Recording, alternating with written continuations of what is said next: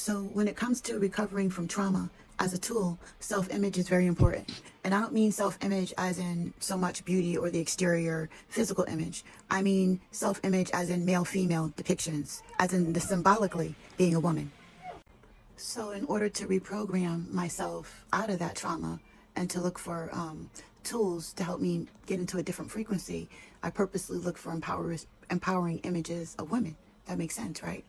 So another thing that causes anxiety that can lead to higher cortisol levels and things is not knowing. Lack of information can lead to anxiety, right? And we traumatize ourselves and we can imagine all kinds of things because of the not knowing. In a dark room, what's in there? Is there a hole? Am I going to fall? Is there something scary in there? Rather than we've been programmed like that, then, you know, maybe there's some mystery in there that is going to help me. Maybe it's going to be fun. It's very exploring and this is interesting. No, many of us don't think like that. You have to reprogram your mind to make yourself think like that. And so that's where exploring into the hidden mysteries of women and our spirituality, image-wise. Why was it such a secret? And that whole thing leads to a whole rabbit hole, right? A whole deep dive, and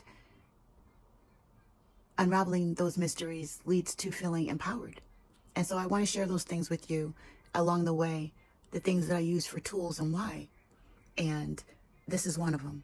Images and information regarding women in history and ancient history, regarding spirituality and the hidden mysteries and actually the core of where spirituality actually came from as a woman.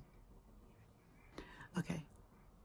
Because from being from different places or locations. Example, I go to the Holy Mother and I ask her, I live in Sydney. Another person is in America.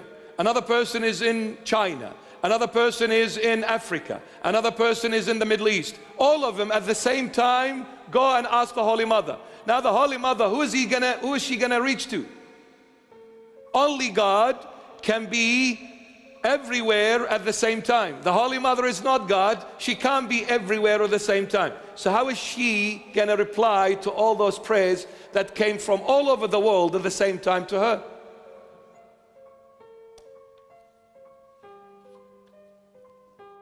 So that's kind of like what we're doing. We're going into that hidden dark room and we're unveiling the mysteries and the secrets in this day of the age of information, where we're putting the little bits and pieces together in order to use them therapeutically. You know, how can these things that we are learning now actually help us instead of hinder us? And that's where you come to Regina's rabbit hole to know. Super interesting. Let's go back to abortions, because in your book you talk a lot about abortions. Obviously, you did that a lot. That's one of the main things that you talk about now, and you talk against. You performed 149 abortions, and 146 were successful. So 3 of them failed. We already talked about why you performed so many abortions. Can you explain why 3 of them failed? Sure. Now, it was a mystery to me back when this happened. Okay, so let me set up the scenario for one of the failures. I arrive at an abortion mill, and the abortion mill is 2 stories, and all the abortions take place on the 2nd floor. On the 1st floor, on our side, is a satanic biker gang, and they're standing there flipping cigarettes across the street, flipping them off, mooning them, bearing their breasts to them. And there's males and females in this group. They're cussing out the people across the street. Now, the people across the street I've never been to an abortion mill like this. There's all these people across the street. I don't know what they're doing. Their heads are bowed, or they're walking around silently. They're having cigarettes flicked at them. People are cussing them. They don't seem to be care. They seem to be oblivious to everything that's being said to them. They're just on the other side of the street. There's just a little 2-lane road separating them. But they seem like if you gave them cigarettes to flick back, they wouldn't do it. Okay. And so I have an entourage with me. I get there in a limo. I'm in my uniform. I go inside. They tell me what's going on. send me upstairs. We get upstairs and the room is set up. I have an altar already there. It's out of view of the people that are doing the abortion. You don't want to totally freak them out. I mean, it's bad enough they're seeing me. And they know that this person has already said, we can do this, this act where the satanic eye is going to come in.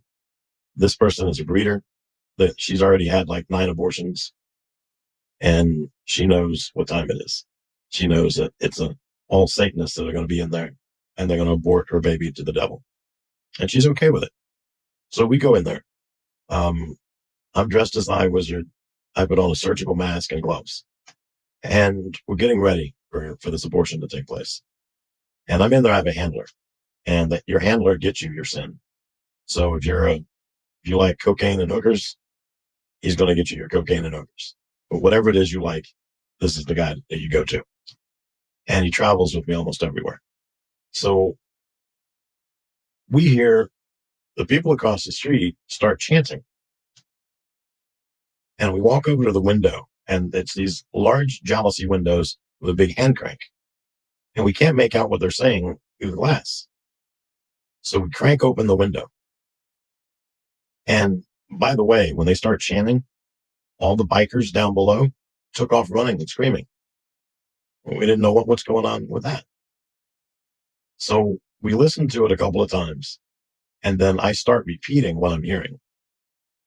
I'm thinking this is where it starts, because they get to this part and they stop, and then it starts over. Hail Mary, full of grace, the Lord is with thee.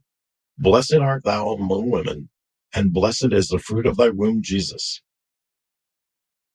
Then says the second half, Holy Mary, Mother of God.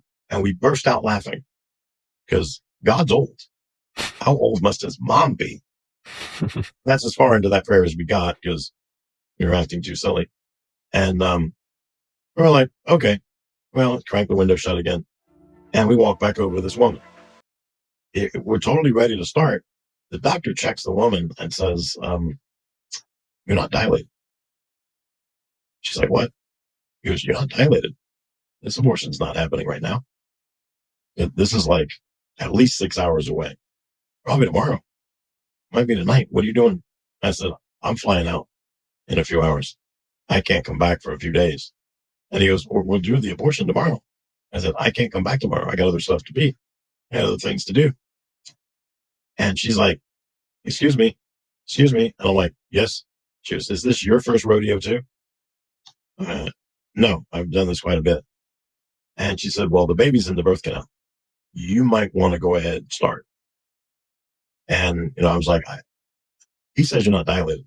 I'm not really sure what that means. Okay. And so I don't know what to check for. I'm not a doctor. She goes, what do you do? I said, I'm not a wizard. She goes, you don't know how to check. I don't go to medical school for this. And she's like, you need to get down there. You need to get busy. You need to get going. Stuff's happening. You're going to have a baby on your hands. Doctor checks again. She goes, not dilated. Baby's definitely not in the birth canal. And, she's like, she's cussing us both out. I mean, some of these words I've never even heard before.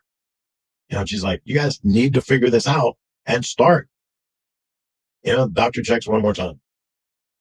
He goes, there's nothing going on.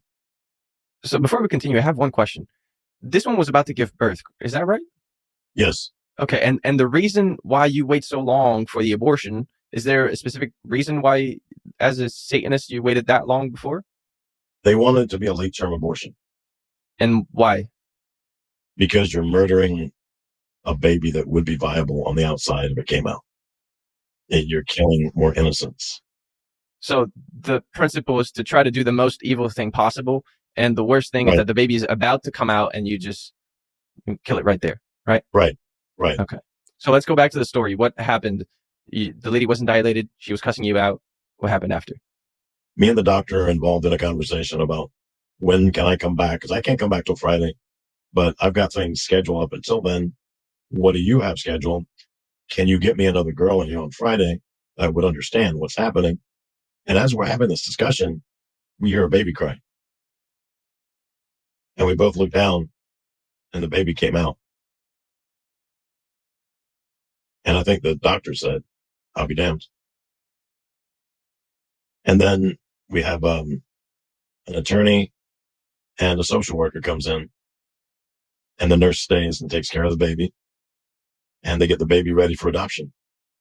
There's people waiting in line to adopt, and they'll be called right away, and it won't be a Satanist that takes it. It'll be somebody that's a non-Satanist that wants the baby that isn't going to kill it. And, then it was time for me to go. My job is over. I didn't get to kill a baby. So we went back, walked downstairs, got in the car and drove away. Eventually, I'm back in the office, and the office is in downtown Chicago. And I asked my secretary to pull all the files of all the failed abortions. Because I've had, at this point, this was my third one. And I want to know what's the common denominator. So she pulled all of mine and everybody, all the other eye wizards. So I can review everybody's and see what the common denominator is. So then I can tell the other eye wizards, hey, avoid this. So the only common denominator I could come up with was that when they failed, they were happening during regular business hours. So between like 8 a.m. and 6 p.m. Okay. Now, something else that was a common denominator, but I didn't pick up on it because everybody called it something different. Everybody was saying, and people were outside praying Jesus beads, worry beads, prayer ropes, prayer chains. So every time there was a failed abortion, there were people outside the abortion clinic that were praying Rosaries. But no one used the word rosary. When I cranked the window open, they were saying Hail Marys from a rosary. I didn't know what a Hail Mary was. I didn't know what a rosary was. I grew up Baptist. We didn't pray rosary. So here it is that everybody where there's a failed abortion, people were outside praying on their rosaries. Well, that's surprising and not surprising depending on what you believe. I am not surprised because I have seen things like this happen, but it's a reminder for any Christians that if you pray, God answers and can definitely do things like this. And I think that's the reason why there's so much of a push against prayer outside of abortion centers. They probably have woken up to that and now they're trying to fight against it. So this is like the example in Job where God did not give permission. Okay. Welcome back. Today we're diving into Gnostic mythology to explore one of its most fascinating figures, Sophia. She's not just a symbol of wisdom, she's a cosmic force, a divine rebel, and a key player in the story of creation and redemption. In Gnostic traditions, Sophia's name literally means wisdom in Greek, but she's far from a passive concept. She acts. And in her pursuit of the ultimate divine source, she makes a fateful mistake, creating the demiurge, the flawed being that goes on to shape our imperfect material world. But Sophia's story doesn't end in failure. Going to get coffee one day, I ran into this group of people that were outside of an abortion clinic. And I was seriously considering maybe going in there and doing some things that seemed very normal and regular in our culture. To fix a problem, we call it. Take care of it. Get off easy. Make it easier on everybody. Anyway, so I was going to get my coffee and I ran into these people and they had the signs of the fetuses and stuff. And I saw that. But I ran into this nun and I offered her, she was with this elderly man, and I offered them both coffee. And they said yes. Went and got some coffee, came back, and they talked with me and they prayed with me. They went over their signs with me. And when they prayed with me, guess what they prayed? The nun gave me, the nun gave me this rosary. The rosary I still have to this day. I was given from before my daughter Kalila was born. Yep. And Kangina. So this was the rosary that the nun gave me with the prayers. It has 3 little compartments. So I never got rid of it because this is one of the reasons, praying with them and talking with them and seeing the science and the spirituality coming together and the companionship and friendship that went both ways, allowing me to get them coffee and praying and talking with me and her giving me this rosary while I was pregnant and still making a decision, led me to a deeper spiritual path. I wanted to know more and I did more exploration and inside of me. I was already having dreams and visions, so I just refused to believe that there were positive depictions of female spiritual people. So that's part of my story. Much love to you and yours. Positive images and depictions of self are very important in redefining ourselves. Consider this. At every turn, you're going to look for a positive image of yourself. When my body felt broken and I had to put it back together, I looked for images of other people who had done likewise. I looked for other people who had been broken and had incidents, accidents, trauma to the body and put themselves back together again. And I looked for how and why that was possible. And those were my positive images, in the same way that you would look for positive female depictions of yourself when you were redefining yourself.